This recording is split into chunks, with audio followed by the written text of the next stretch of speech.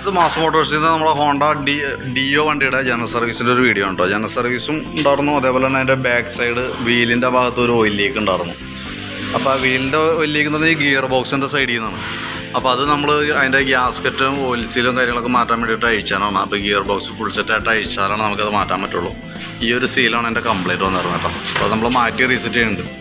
അത് അഴിക്കണമെന്നുണ്ടെങ്കിൽ ഫുള്ളായിട്ട് gear box ഇറക്കിയാലേ നമുക്ക് ചെയ്യാൻ പറ്റുള്ളൂ. അത്യാവശ്യം താമസം വന്ന വർക്ക് ആയതുകൊണ്ടാണ് ഡിലേ ആയത്. പിന്നെ ബാക്ക് ബ്രേക്ക് ലൈനറൊക്കെ നമുക്ക് അത്യാവശ്യം ഉപയോഗിക്കാനുണ്ട്. അതേപോലെ നമ്മൾ ഗിയർ ബോക്സ് അഴിക്കുമ്പോൾ അതിൻ്റെ ഗ്യാസ്കറ്റ് ഓയിൽ സീല് ബെയറിങ് അതിനോടനുബന്ധിച്ച് തന്നെ അത്രയും വർക്കുകൾ നമ്മൾ ചെയ്തിട്ട് അപ്പോൾ ആ ഭാഗം ക്ലിയർ ആയി പോയിക്കോളും. പിന്നെ നമുക്ക് അതിൻ്റെ എയർ ഫിൽറ്ററിൻ്റെ ഭാഗം നമ്മൾ ചെക്ക് ചെയ്യുന്ന സമയത്തുണ്ടല്ലോ, എയർ ഫിൽറ്റർ പുതിയ ഫിൽറ്ററാണ് കിടക്കുന്നത്, വലിയ പഴക്കമൊന്നും ആയിട്ടില്ല. ഹോണ്ടയുടെ കമ്പനി ഫിൽറ്റർ തന്നെയാണ് കിടക്കുന്നത്.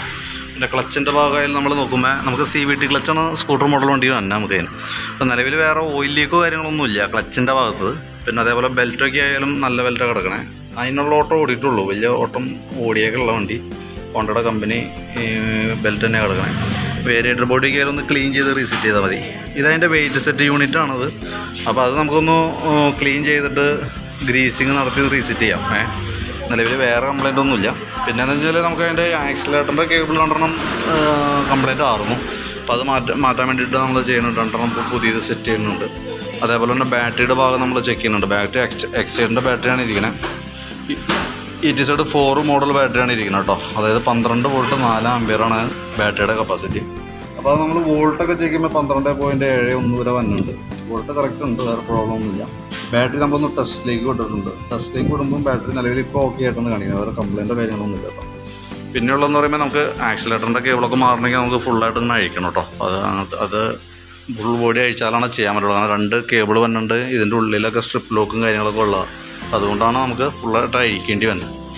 കാരണം ഇതിൻ്റെ എല്ലാ കേബിളുകളും എൻ്റെ ഇന്നർ സൈഡിൽ കൂടെ ലോക്ക് ചെയ്ത് പോയേക്കണം. അപ്പോൾ ഇത് ഫ്യൂൽ ടാപ്പിൻ്റെയും സീറ്റ് കേബിളിൻ്റെയൊക്കെ കേബിളാണ് ഈ വന്നത് കേട്ടോ. ഈ സൈഡിൽ ആക്സിലേറ്ററിൻ്റെ ഇപ്പുറത്തെ സൈഡിൽ. പിന്നെ നമുക്ക് ഫ്രണ്ടിലേക്ക് വരുമ്പോഴത്തേക്കും ഫ്രണ്ട് ഒരു ബ്രേക്കിൻ്റെ കേബിൾ, അതായത് കോമ്പി ബ്രേക്കിൻ്റെ ഒരു കേബിൾ ഔട്ടർ വലിഞ്ഞേക്കാം.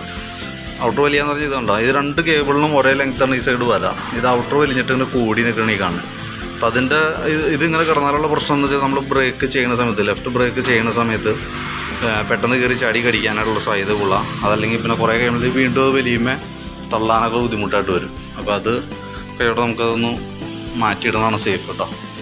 പിന്നെ നിലവിൽ അതിൻ്റെ എൻജിൻ ഓയിലൊക്കെ നമ്മൾ ചെക്ക് ചെയ്ത് നോക്കുമ്പോൾ ഓയിൽ വലിയ പഴക്കം തോന്നണമെന്നില്ല. കാഴ്ചയിൽ നോക്കുമ്പോൾ കളറൊന്നും കാര്യമായിട്ട് മാറിയതായിട്ട് കാണില്ല. അത് കൃത്യമായിട്ട് സർവീസ് ചെയ്ത് പോകുന്ന വണ്ടികളാണെങ്കിൽ കളർ ചേഞ്ച് വരില്ല. അപ്പോൾ നമുക്ക് മെയിനായിട്ട് നോക്കേണ്ടതെന്ന് പറഞ്ഞാൽ വണ്ടിയുടെ കിലോമീറ്റർ ബേസാണ് സർവീസ്, ഓയിൽ ചേഞ്ച് കാര്യങ്ങളൊക്കെ തന്നെ. അതായത് കൃത്യമായിട്ട് ചെയ്യുന്ന വണ്ടികളിൽ പാർട്സുകൾ കംപ്ലൈൻറ്റ് വരില്ല, ഓയിലായാലും കളർ ചേഞ്ച് പോലും വരില്ല. കാരണം എന്താ വെച്ച് കഴിഞ്ഞാൽ അത് അത്രയ്ക്കും ഫ്രഷായിരിക്കും എൻ്റെ എൻജിൻ്റെ ഉള്ളിലൊക്കെ. അപ്പോൾ ഈ ഓയിൽ നിലവിൽ നമുക്ക് 3000 കിലോമീറ്റർ ഓടിയിട്ടുണ്ടെങ്കിൽ നമുക്കത് റീപ്ലേസ് ചെയ്ത് കളയണം. ഇപ്പോൾ ഓയിൽ ചേഞ്ചിൻ്റെ ദിവസമൊന്നും നമ്മുടെ അടുത്ത് പറഞ്ഞിട്ടില്ല. നമ്മൾ ജസ്റ്റ് ഒന്ന് ചെക്ക് ചെയ്യും, സർവീസിൻ്റെ ഭാഗമായിട്ടൊന്ന് ചെക്ക് ചെയ്യാനാണ്. അപ്പോൾ നിലവിൽ ഓയിലിൻ്റെ കളർ നോക്കി 100% നമുക്ക് പറയാൻ പറ്റില്ല അത്ര ഓടിയിട്ടുണ്ടെന്നുള്ളത്. പക്ഷേ എന്ന് വെച്ചാൽ 3000 ഓടിയിട്ടുണ്ടെങ്കിൽ നമുക്ക് എടുത്ത് മാറ്റി കളയാനാണ് സേഫ് കേട്ടോ. പിന്നെ ഇതിനകത്ത് വേറൊരു ഇതുള്ളതെന്ന് വെച്ചാൽ നമുക്ക് ഈ പ്ലഗ് ഉണ്ടല്ലോ, ഇത് സ്പാർക്ക് പ്ലഗും കൂടി നമുക്കൊന്ന് അഴിച്ച് റെഡിയാക്കേണ്ടതാണ്. പക്ഷേ എന്ന് വെച്ചാൽ ഈ പ്ലഗ് ഫുൾ ടൈറ്റായിട്ടിരിക്കുക, അതായത് നമ്മൾ ബലം പിടിച്ചാൽ ചിലപ്പോൾ ഒടിഞ്ഞു പോകും. അപ്പോൾ നിലവിൽ സ്റ്റാർട്ടിങ് സംബന്ധമായിട്ടൊരു കംപ്ലൈൻറ്റ് ഒന്നുമില്ല. അപ്പോൾ അതുകൊണ്ട് തൽക്കാലം അതങ്ങനെ നിലനിർത്താം. പിന്നെ എയർ ഫിൽറ്ററും പ്ലഗും കൂടി ചേഞ്ച് ചെയ്യേണ്ടി വന്ന സമയത്ത് നമുക്കിത് എന്തെങ്കിലും അഴിച്ചു നോക്കാം. അഴിക്കുമ്പോൾ ഒടിഞ്ഞാലുള്ള പ്രോബ്ലം എന്താ വെച്ചാൽ പിന്നെ നമ്മളത് എഞ്ചിൻ ഹെഡിൻ്റെ ഭാഗം അഴിച്ചിട്ട് ലെയ്ത്തിൽ കൊടുത്തിട്ട് വെൽഡ് ചെയ്തൊക്കെ അഴിച്ചെടുക്കണം. അപ്പോൾ അതിൻ്റെ നിലവിലിപ്പോൾ കുഴപ്പമില്ലാത്തത് കൊണ്ട് നമുക്കിപ്പോൾ അതിന് വേണ്ടിയിട്ട് നോക്കണ്ട.